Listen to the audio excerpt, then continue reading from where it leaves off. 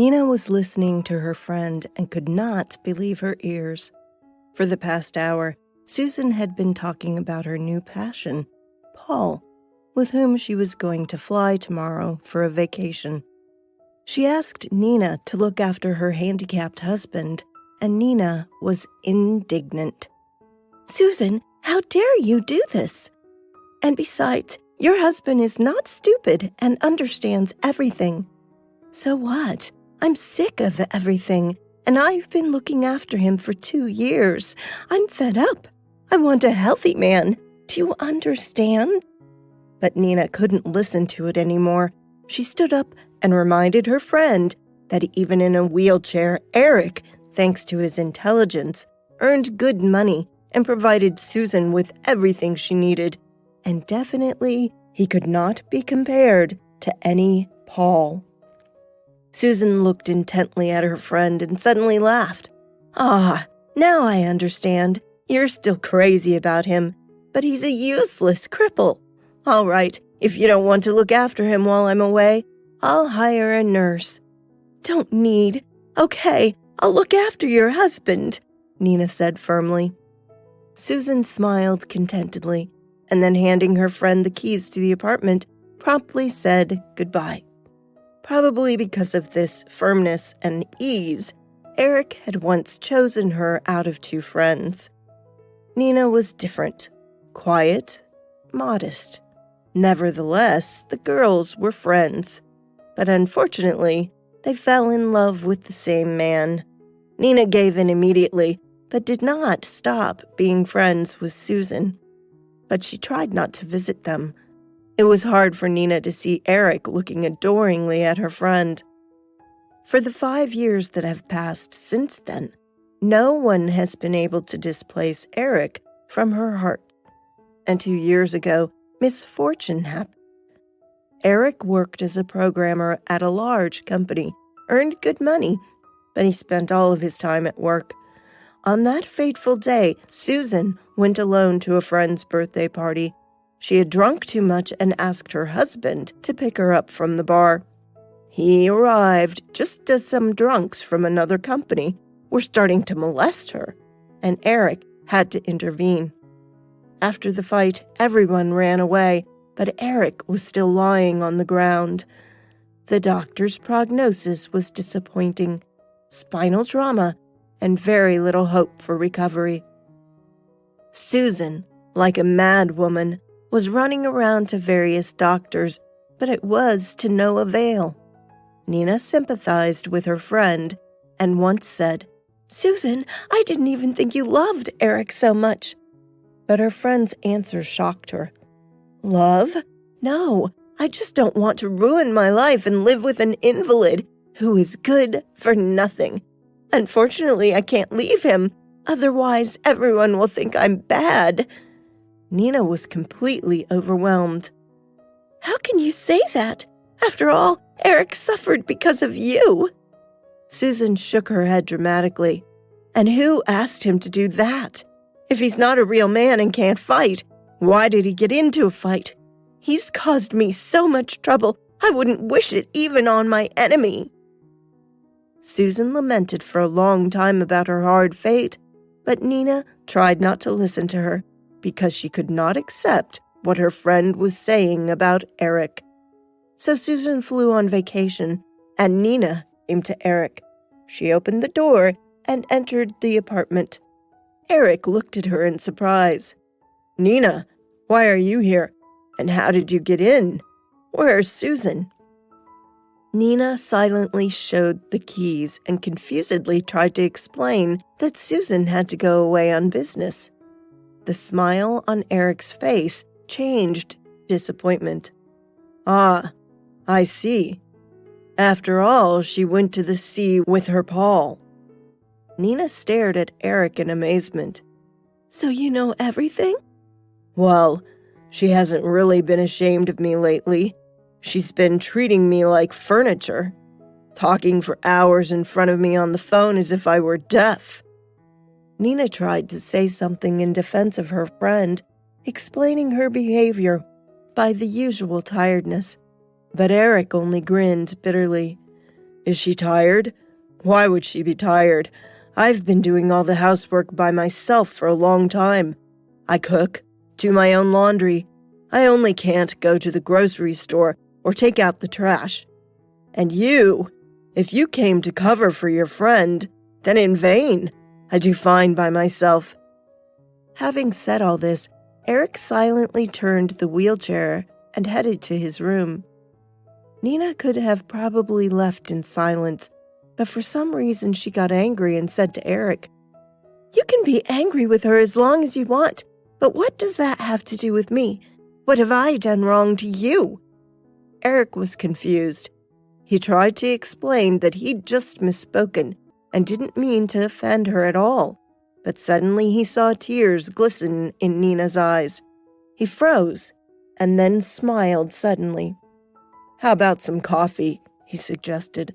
"I have to finish my work, but then we'll sit down and have a quiet talk." "Sure, Eric. I'll do everything now." The girl jumped up and, grabbing the bag with cakes she had brought, rushed into the kitchen. Nina set the table with trembling hands, and her cheeks were burning. When everything was ready, she glanced into the room and saw Eric concentrating on his computer. Nina silently returned to the kitchen and stood by the window. She thought of all the years she'd dreamed of just being near Eric and drinking coffee like that. "Why don't you call me?" came Eric's voice suddenly. Nina sharply turned around, coming back to reality, and said embarrassedly that she just did not want to interrupt him. Eric looked at her strangely, and Nina again turned to the window, asking why he never went out. "There's one step on the ground floor that I can't overcome on my own. I do not want to ask someone, and Susan always has no time, and she is rarely home. Besides, I can breathe the air on the balcony. It's very nice, especially in the evening."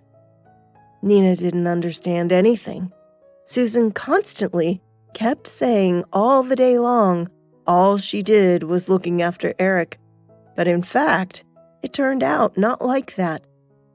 "Why don't we drink coffee and go for a walk in the park?" suddenly said Nina. "Do you have spare time?" muttered Eric in surprise. "As much as you want," replied Nina and smiled. In the park they sat opposite each other, Nina on the bench and Eric in the wheelchair, and there was real bliss on his face.